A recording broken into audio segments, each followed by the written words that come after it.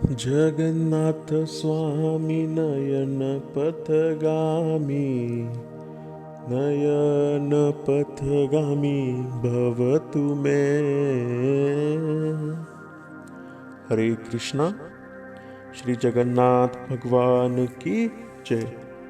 सारे हरि भक्तों को मेरा प्रणाम। आज हम लोग एक कथा सुनेंगे जो कि कर्मा देवी और भगवान जगन्नाथ जी के बारे में है। यह कथा इतनी मधुर है कि जब मैंने पहली बार इसे सुना था तो मैं यह कथा सुनते सुनते प्रेम भाव से मंत्रमुग्ध हो गया था, और आशा करता हूँ आप सभी लोग इसी तरह तल्लीन होकर इस प्यारी कथा को सुनेंगे। तो चलो कथा को प्रारंभ करते हैं। कर्माबाई, जिनका असली नाम था करार देवी, जो कोई भी धार्मिक नियमों को नहीं जानती थी, परंतु बहुत ही प्रेम और वात्सल्यपूर्ण भगवान जगन्नाथ जी के लिए खिचड़ी बनाती थी, और हर प्रातःकाल को उसे भगवान जगन्नाथ जी को भोग अर्पण करती थी। भगवान जगन्नाथ जी स्वयं करार देवी के यहाँ खिचड़ी खाने के लिए आते थे और अर्पित किया हुआ भोग खाते थे। उन्हें मंदिर का प्रसाद इतना पसंद नहीं आता था जितनी उन्हें करार देवी की खिचड़ी पसंद आती थी। और अगर करार देवी को खिचड़ी बनाने में कुछ समय लगता था या देरी हो जाती थी तो भगवान जगन्नाथ उन्हें जल्दी कर्मा इस तरह बार बार कहते थे। बारंबार कर्मा कर्मा संबोधित करने के वजह से करार देवी का नाम कर्मा हो गया। गौर हरि, कितनी मधुर बात है जब भगवान स्वयं आपको किसी नाम से संबोधित करते हैं। बस कोई हरि भक्ति इस चीज की महानता को समझ सकता है।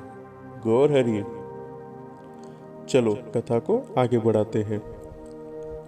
कर्मा देवी पुरी धाम में आने वाले साधुओं की सेवा करती थी। ऐसे ही एक साधु कर्मा देवी के घर आया।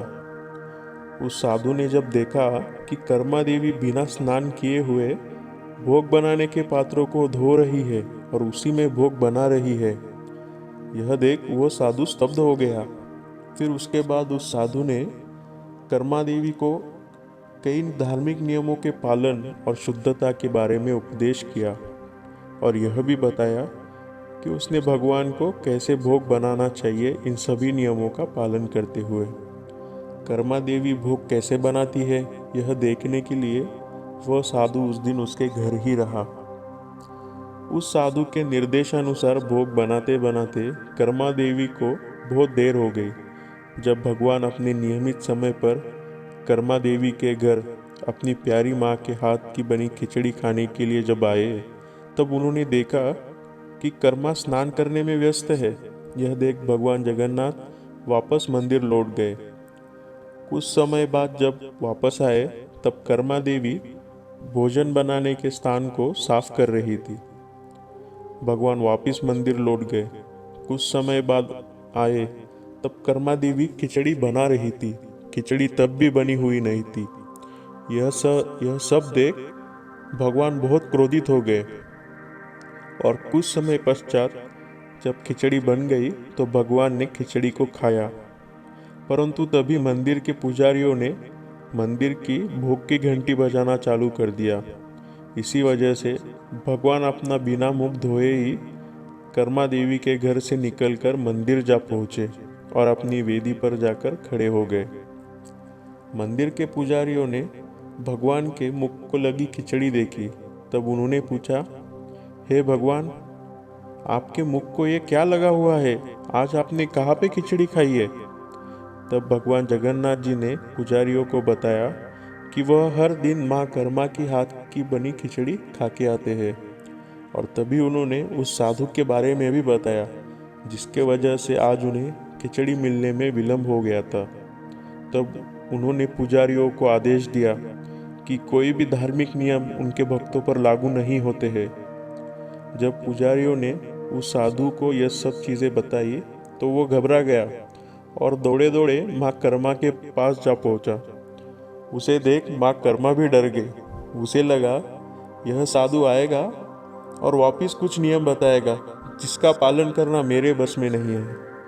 परंतु जब उसने माँ कर्मा से बात करते हुए कहा कि हे माते, यह सारे नियम उसके जैसे वैदिक ब्राह्मणों के लिए लागू होते हैं, परंतु आप जैसे भक्तों के लिए यह नियम लागू नहीं होते हैं। इसलिए आप उसी प्रकार खिचड़ी बनाइए जिस तरह आप करती है। यह सुन माँ कर्मा बहुत प्रसन्न हो गई। माँ कर्मा ने अपनी जीवन के अंत तक भगवान जगन्नाथ जी को हर दिन खिचड़ी का भोग लगाया और हर दिन भगवान माँ कर्मा की खिचड़ी खाते थे। जिस दिन माँ कर्मा ने अपने देह को त्याग दिया, उस दिन भगवान बहुत रोए। उन्होंने पूरा दिन कुछ नहीं खाया और तब पुजारियों ने यह चीज़ राजा को बताई। तो राजा स्वयं भगवान जगन्नाथ जी के पास आए और उन्होंने उनके रोने का और दुख का कारण पूछा। तो भगवान जगन्नाथ जी ने उन्हें कर्मा के बारे में बताया। तब राजा ने भगवान से कहा, हे भगवान, आप ही ने तो अपने उस प्यारे भक्त को अपने पास बुलाकर उसे अनंत काल के लिए अपने पास रख लिया है, तो फिर यह रोना क्यों? हे भगवान, माँ कर्मा जैसे भक्ति और प्रेम से हम आपकी सेवा नहीं कर सकते हैं, परंतु उनके नाम से आपको हम हर दिन खिचड़ी का भोग अर्पित करते रहेंगे।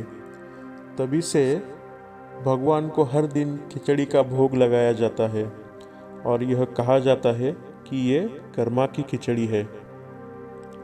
यह है कर्मा की खिचड़ी का महत्व। ये वो महान कथा है जो भगवान का उनके भक्तों के प्रति के प्रेम को निर्देश करती है।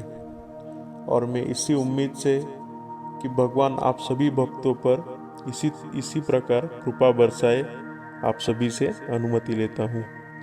हरे कृष्ण कृष्ण कृष्ण हरे हरे, हरे राम राम राम हरे हरे। श्री जगन्नाथ भगवान की जय। माँ कर्मा देवी की जय। गौर प्रेमानंदे हरि हरि बोल।